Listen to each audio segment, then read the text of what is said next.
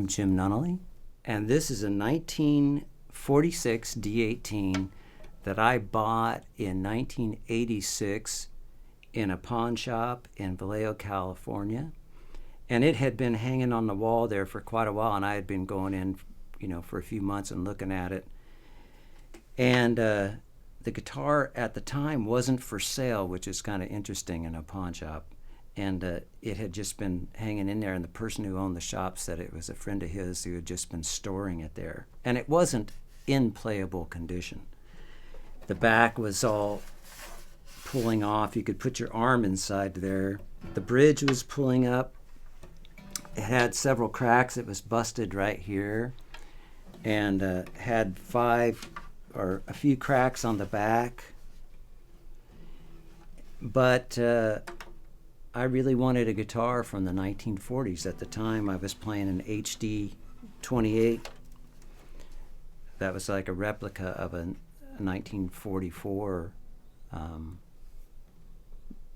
D28 guitar. So this guitar had been sitting there, and I went in for about 3 months, and I asked the person, is the guitar for sale? He would say, let me check. And then one day I went in, and he said, it's for sale. The person wants $1,100 for it. And back then in 1986, you could buy one in pretty good shape for about that price, maybe a little bit more. And I thought it was a little bit expensive, but I asked him if he would trade. And so they said, well, what do you have? And I had a 70s D-18, and that I had paid $500 for it. And I had a bunch of flea market guitars. I had a couple that I'd paid $5 for. And so I traded him that and one or two guitars, the Martin and one or two guitars, and he gave me a couple violin bows and cases and this guitar. So it was kind of a swap of guitars. And so that was it. So I had about a little bit over $500 invested in this, and then I took it to a great luthier from the San Francisco Bay Area. His name is Chris Burkhoff, and he took it apart. He re-glued the braces. It had several loose braces in it, and he re-glued the bridge. And while he had the back off, I asked him to scallop the braces like a vintage guitar from the 1940s, meaning that let's say, after about 1945 or so, they transitioned to straight braced Martin guitar to kind of help stabilize the top on certain guitars. They were finding there was a little bit of a maybe bowing or certain things like that. So to help with the strength, they stopped scalloping them, and those have a different tone. And you'll find that guitars before 1945 or so that are scalloped, they sound maybe a little bit more open, and maybe.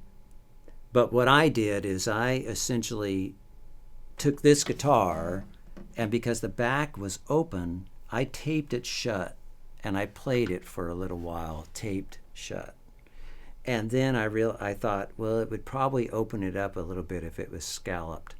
And pretty much it did. It really did. It made it a more warm, deeper tone. This guitar had been played a lot. You could see all these scratches all up in here. This area here is where my hand sort of just falls into place. But really, most of the scratches and all that stuff were all there prior to me getting the guitar.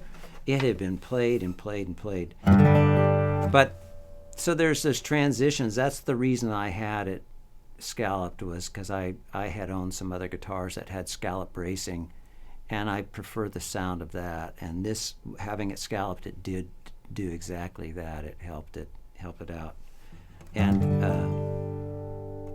but nowadays, I suppose people want to leave things in the perfect original shape, and for me, because guitar is how I was making my living for a long time, I'm not concerned so much about how the guitar looks.